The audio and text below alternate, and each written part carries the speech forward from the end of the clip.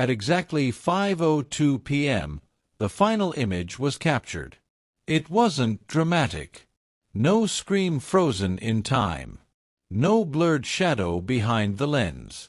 Just a pale ridge buried beneath fresh snow, the sky collapsing into gray, and a narrow trail dissolving into white. That photograph would become the last confirmed record of Mason Adler, a 35-year-old solo hiker who walked into Glacier National Park and never walked back out.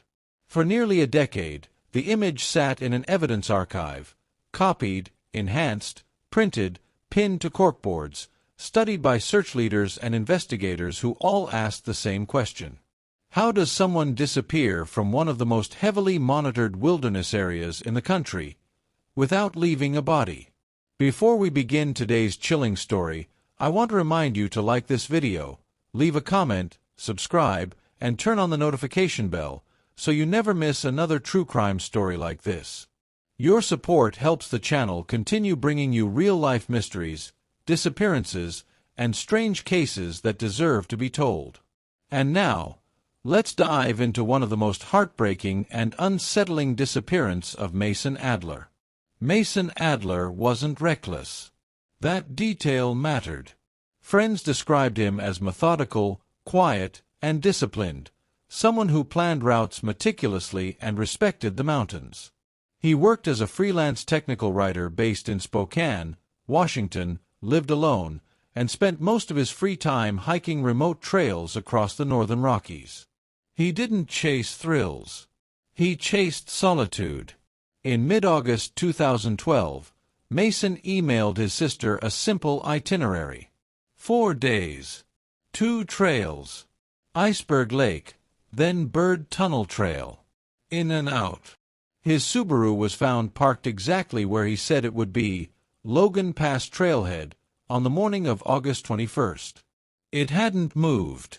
Inside the car were his laptop, a folded road map, a reusable coffee mug, and nothing else of concern. No signs of a struggle. No indication he planned to extend his trip. Rangers initially assumed a delayed return, common in Glacier when weather turns unpredictable. But by the second night, the weather reports began to matter.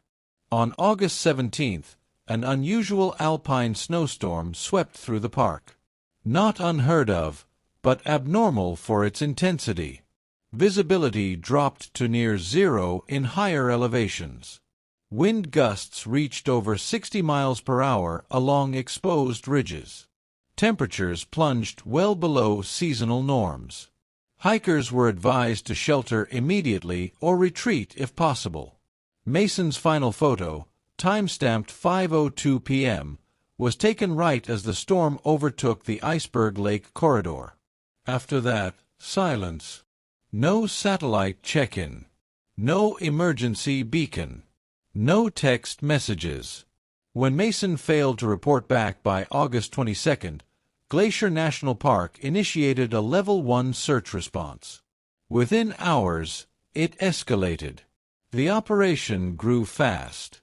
More than 80 people participated: park rangers, search and rescue specialists, volunteer mountaineers, and eventually an Air Force reconnaissance unit conducting aerial sweeps.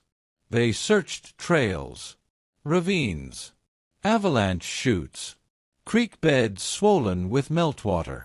They traced footprints until snowfall erased them. Dogs followed scent lines that vanished at sheer drop-offs. 4 days, nothing. Then, on the 5th day, a ranger found something unusual. Not a body. Not equipment. A charred fragment of photographic paper, partially fused to a rock near a wind-sheltered outcrop. It was unmistakably from Mason's camera. The image was unidentifiable, burned, brittle, but its presence raised more questions than answers. There was no fire damage anywhere nearby. No lightning strikes. No evidence of a campsite. Just that fragment. Alone. The search expanded again. For 3 weeks, teams combed Glacier National Park with near-military precision. Helicopters flew grid patterns. Thermal imaging scanned shaded crevices. Rope teams descended into sinkholes and glacial fractures. Nothing. By mid-September, the official conclusion was grim but familiar. Probable death due to exposure. Hypothermia claims lives quickly in alpine conditions, especially when storms disorient even experienced hikers. Without shelter, without visibility, without a clear trail, survival windows shrink to hours. Mason Adler was declared missing, presumed deceased. His family held a memorial service without a body. But not everyone accepted the explanation. Harold Webb did not believe Mason simply wandered off and froze. Webb was a private investigator based in Missoula, Montana, retired law enforcement with a reputation for chasing cases others abandoned. He became involved after Mason's sister contacted him privately, frustrated by what she called an answer shaped by convenience. Webb reviewed the search logs, the terrain maps, the weather models, and one thing bothered him: the distance. Mason's last confirmed location, based on the photograph metadata, placed him near a high pass that funneled wind but also led toward a natural gorge system. Webb believed Mason might have survived the storm longer than expected, perhaps even found shelter. But if that were true, where was the body? As Webb dug deeper, he began collecting stories, local ones. Not from park officials. From old-timers, seasonal workers, families who'd lived near the park for generations. At first, the stories sounded like folklore. People spoke quietly of the silent ones, of figures who kept the mountains calm, of hikers who vanished without noise, without resistance. Webb found mentions of an obscure 19th-century sect in old regional archives, a group that retreated deep into the wilderness after being rejected by surrounding communities. They called themselves the Order of Still Stone. Their beliefs were unusual, even by frontier standards.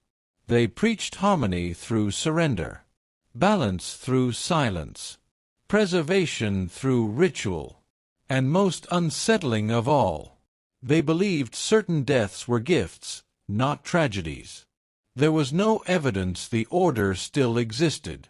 No sightings. No confirmed settlements. No criminal records. Just fragments. Stories passed down in whispers. Webb's theories were dismissed by authorities as speculative at best, irresponsible at worst. By 2014, Mason Adler's case was archived. Another name on a long list of wilderness disappearances.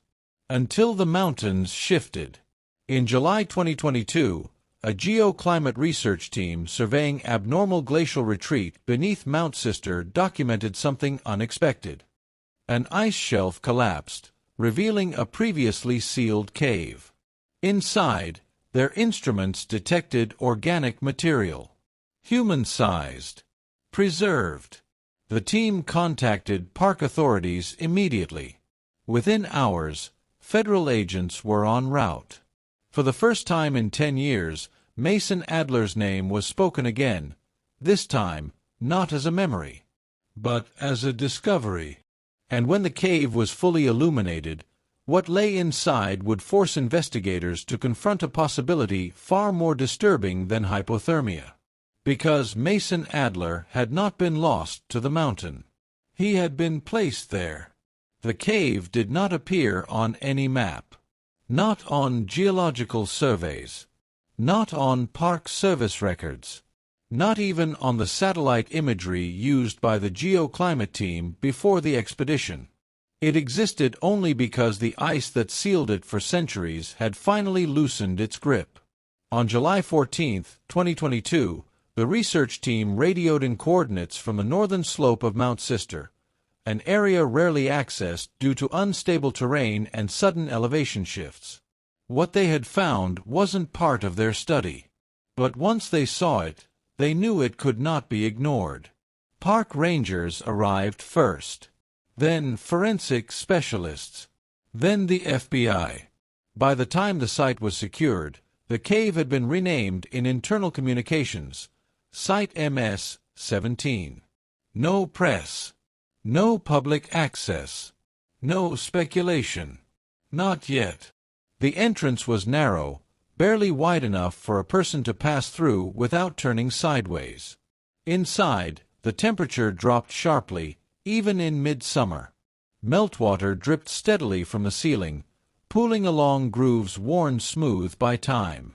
The cave widened into a chamber roughly the size of a small chapel. And at its center, a stone altar. It wasn't crude. It wasn't accidental. The slab had been deliberately leveled, elevated on stacked stones that bore symmetrical markings. Carvings spiraled along the edges, shallow but precise. Symbols no one on site recognized. Lying atop the altar was a human body, fully intact. The remains were positioned carefully, arms folded across the chest, legs extended, head facing east. The body was coated in a thick, amber-hued layer that caught the cave light in an unsettling way. Beeswax. Not residue. Not drippings. A full encasement. The smell was faint but distinct, earthy, resinous, preserved. Forensic teams initially feared contamination. But as they examined the body, something became clear. There was no visible decomposition. Skin tone muted but intact. Hair still attached. Facial features softened by time but unmistakably human. This was not what 10 years in the wilderness should look like. The identification came quickly. Dental records matched within hours. DNA confirmation followed. Mason Adler, the missing hiker from 2012, found exactly 10 years later, entombed beneath ice, resting on stone, sealed in wax. And nothing about it made sense. The autopsy was conducted at a secure federal facility in Helena. Pathologists documented every detail. There were no fractures, no stab wounds, no defensive injuries, no blunt force trauma. The cause of death was consistent with hypothermia. Mason had not been murdered. But that only deepened the mystery. Because someone had found him after death. And someone had done this to him. The wax layer was analyzed first. It was not synthetic, not industrial, not treated. It was wild beeswax, harvested naturally, likely from mountain hives. The application had been done carefully, methodically, after death. The wax acted as a sealant, preserving tissue by limiting oxygen exposure. This was not improvisation. It was knowledge. Then they found what Mason had been holding. Clutched tightly in his right hand was a small object, nearly fused to the wax around it. An amulet, carved from snow goat horn. The surface was etched with unfamiliar symbols, curved lines intersecting with sharp angles. Not native, not Norse, not identifiable to any known religious tradition. When cleaned, investigators noticed something else. The amulet had been placed deliberately. Mason's grip suggested it had been pressed into his hand after death. FBI Special Agent Elliot Hale was assigned as lead investigator. Hale was not new to unusual cases. He had worked ritual-related investigations before, most of them debunked within days. This felt different, because there was no crime scene chaos, no panic, no evidence of concealment, only reverence. Hale ordered a historical cross-check of missing persons within a 60-mile radius of Mount Sister over the last 50 years. The results were unsettling. 7 disappearances. Mostly women. Mostly solitary. Mostly people with no close family ties. None of the bodies had ever been recovered. Each disappearance occurred during periods of environmental instability, storms, avalanches, abnormal temperature shifts. None officially connected. Until now. Hale began interviewing locals. The older ones hesitated. Then they spoke. They talked about those who listen to the mountain. About people who believe silence keeps disaster away. About offerings that are not forced, but chosen. One man, well-aged and visibly uncomfortable, said something that stuck with Hale. "They don't kill," he said. "They keep." Archived documents surfaced soon after. Old journals, church records, census anomalies. They described a group known as the Order of Silence, a reclusive religious community that formed in the late 1800s after a charismatic preacher claimed the mountains were alive and reactive. According to the writings, the order believed that nature demanded balance. And when imbalance occurred, a gift was required. Not murder, but preservation. The FBI traced land anomalies to a remote valley, cut off by steep ridges and seasonal landslides. Satellite images showed structures barely distinguishable from rock formations. No roads, no power lines, no digital footprint. When agents reached the valley on foot, what they found raised even more questions. Because inside one of the stone dwellings, preserved beneath layers of waxed canvas, was a leather-bound journal. Mason Adler's journal. His handwriting unmistakable. The final entry was dated August 18, 2012, and it described something that would force investigators to reconsider everything they thought they knew about his final hours. The journal was heavy. Its leather cover had darkened with age, treated with oils that resisted rot and moisture. When FBI agent Elliot Hale opened it, the pages did not crumble. They turned cleanly, almost reverently, as if they had been protected with intention. This was not something left behind by accident. Mason Adler's name was written on the inside cover in careful block letters. Below it, a date. August 14, 2012. 3 days before the storm. The early entries were ordinary. Trail conditions. Weather notes. Distances logged with precision. Mason wrote the way engineers think. Clean, detached, observant. He noted animal tracks. Wind direction.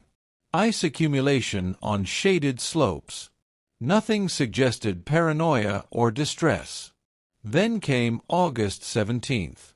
The handwriting changed. Visibility dropped faster than expected.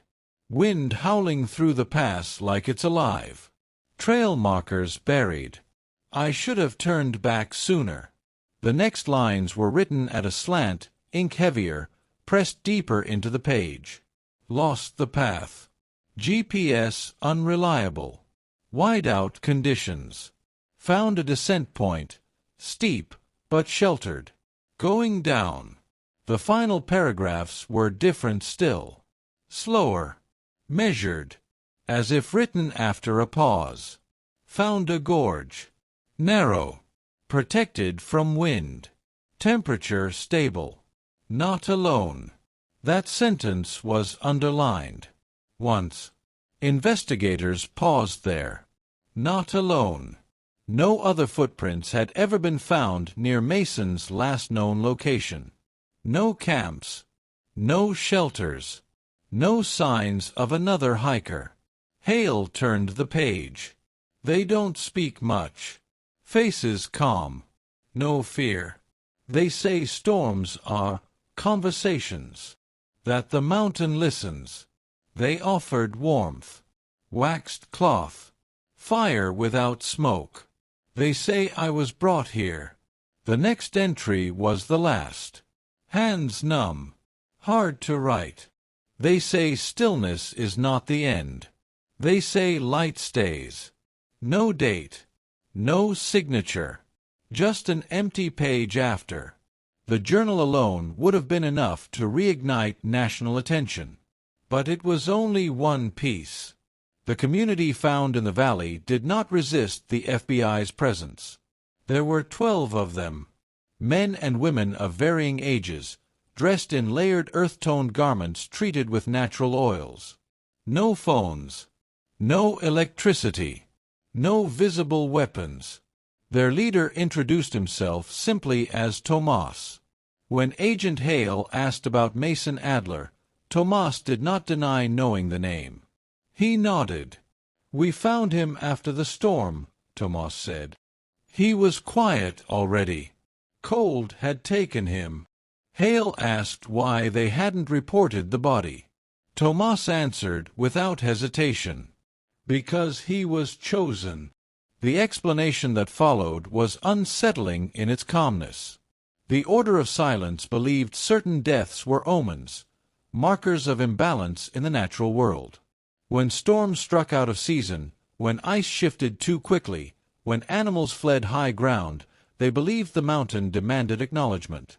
Not blood, but care. They preserved bodies they deemed pure, those who died without violence, alone, unclaimed by conflict. The wax, they said, was light made solid. A way to hold someone between worlds. They did not kill Mason. They did not move him until the storm passed. They believed his presence stabilized the mountain. Agent Hale pushed harder. "Why Mason?" Tomas answered with a phrase repeated across their historical texts. "He listened." The FBI cross-checked the Order's history. No evidence of forced sacrifice. No evidence of violence. No criminal records. The 7 missing persons from earlier decades could not be definitively linked, but the parallels were undeniable. Each disappearance fit the same pattern. Solitary. Storm-adjacent. Unrecovered. Until now, Mason Adler's cause of death remained hypothermia. No charges were filed. The Order of Silence was classified as a non-criminal religious community, monitored but not dismantled. Mason's body was returned to his family. The altar was left undisturbed. The cave was resealed. But Agent Hale was not finished. Because one detail from the journal would not leave him. "They say I was brought here." Brought. Not found. Satellite data from August 2012 was reviewed again, this time with a different lens. Thermal anomalies appeared in the gorge area during the storm. Human-sized. Moving. Multiple. Search teams had missed them, blinded by snow and assumptions. Mason Adler may not have died alone. And the mountain may not have been as empty as everyone believed. The official report was only 12 pages long. It reduced 10 years of silence, a preserved body beneath ice, and an entire belief system into careful language designed to close a file. Cause of death: hypothermia.